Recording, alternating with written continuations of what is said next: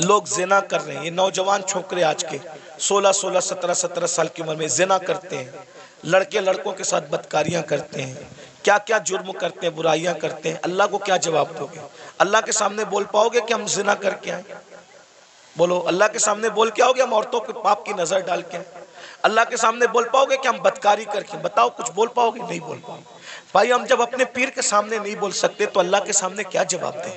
मेरे इमाम कहते हैं, करीम अपने करम का सदका, लई में बेकद्र को न शर्मा, तू और रजा से हिसाब लेना, रजा भी कोई हिसाब।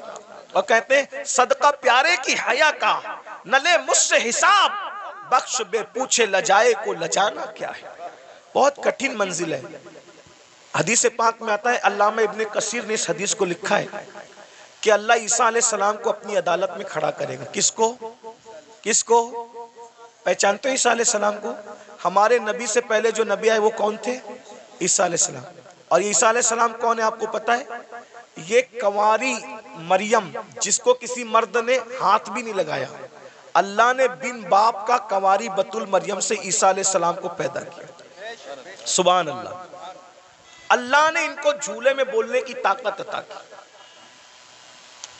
ये कलेमतुल्लाह है, रूहुल्लाह है। इनको जब सूली देने की साजिश की गई तो अल्लाह ने इनको आसमानों पे उठा लिया। अब ध्यान देना, जब ये आसमानों पे उठा लिए गए तो इनके मानने वालों ने इनको कहा कि ईसा खुदा का बेटा था और मरियम खुदा की बीवी थी। माज़अल्लाह, अल्लाह का कोई बेटा नहीं है, अल्लाह की कोई बीवी। लेकिन उनके मानने वालों ने ये गंदगी फैला दी।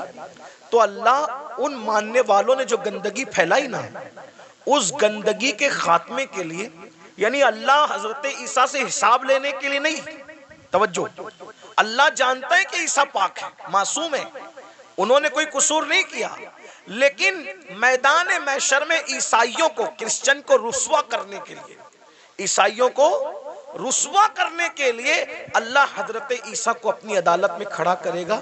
और अपनी अदालत में खड़ा करके अल्लाह पूछेगा कि ऐ ईसा, क्या तुमने इन ईसाइयों को, अपने मानने वालों को यह कहा था कि तुम अल्लाह के बेटे और तुम्हारी मां अल्लाह की बीवी है? तुमने ये बात कही थी? एक अल्लाह कौन सा सवाल करेगा? एक। हालांकि वो खुद बयान कर चुका कुरान में कि ईसा ने ऐसी कोई बात अलैहिस्सलाम नहीं कही, बयान हो गया सब। लेकिन वहां ईसाइयों को रुस्वा करने के लिए और शान ईसा को बताने के लिए कि ईसा अलैहिस्सलाम का दामन इस गंदगी से पाक है, अल्लाह पूछेगा, तुमने ये बात कही थी ईसा? एक सवाल, अल्लाह सिर्फ एक सवाल करेगा ईसा जैसे पैगंबर से, उस मासूम से। तो मेरे आका की हदीस है, इसी एक सवाल पर ईसा अल्लाह से इतना डर जाएंगे कि उनके हर हर बाल से खून की फुहार निकलेगी, हर हर बाल से खून की फुहार। अल्लाह ने मुझसे सवाल कर लिया, मैं जवाब क्या दूं? अब बताएं, जब मासूम से अल्लाह सवाल करे तो उनके बाल बाल से खून की फुहार निकलेगी। पूरी जिंदगी हमने नमाज नहीं पढ़ी, अल्लाह पूछेगा तूने नमाज क्यों नहीं पढ़ी थी? क्या जवाब होगा? हैं? क्या जवाब? रात के 3-3 बजे तक गंदी फिल्में देखते थे, क्या जवाब होगा? दोस्ती लड़कों से इसलिए करते थे कि उनके साथ बदकारी करें, हैं? कौमे लूत का अमल करें। आका फरमाते हैं, जे कौमे लूत का अमल करने वाले लोग जिस बस्ती में रहते हैं, बस्ती वालों को मालूम है, मना नहीं करते, अल्लाह उस बस्ती पर एक दिन में 36 मरतबा लानत नाजिल करता है। कौमे लूत का अमल करने वाला कहीं भी मरेगा, वो अपनी कब्र में नहीं रह सकता, फरिश्ते उसको उठा के ले जाके वहां फेंक देते जहां कौमे लूत पे अजाब आया था। भाइयों, अपनी आखिरत ये दुनिया है। एक गालिब ने इसीलिए कहा था, डुबाया मुझको होने ने, न मैं होता तो क्या होता। सारा तो होने का झगड़ा है, इसलिए अब दुनिया में आ गए हो, सुधरो, तौबा करो, अल्लाह से डरो, अल्लाह के कानून के मुताबिक जिंदगी गुजारो। अल्लाह हम सबको तौफीक अता फरमाए। और आप सबको ये बात देखो, किसी भी जलसे में जाओ, चाहे मैं आऊं, चाहे कोई भी आलिम आए, कोई पीर आए, ये जो आप लोगों के अंदर ये आदत पड़ गई ना सेल्फी की, ऐसे धक्का दे करके कहते हो फोटो करो, अदब कहाँ गया? मेरा अदब मत करो, मैं तो कोई काबिल ही नहीं, मेरी अपनी बात नहीं कर रहा, लेकिन जो अल्लाह वालों को ऐसे कोनी मार करके ऐसे सेल्फी ले रहे हो, इस सेल्फी से क्या होगा? पहले के लोग, इन बूढ़ों से पूछो, अल्लाह वालों से मिलते थे तो दुआ कराते थे, दुआ करा। क्यों? हजारों साल की मेहनत जहां नहीं पहुंचाती, वहां अल्लाह वालों की दुआ पहुंचाती है। और आप लोग दुआ नहीं लेते। ये शैतान का दाव है आप लोगों पे कि दुआ से रोकने के लिए तुमको सेल्फी में मुब्तला कर दिया।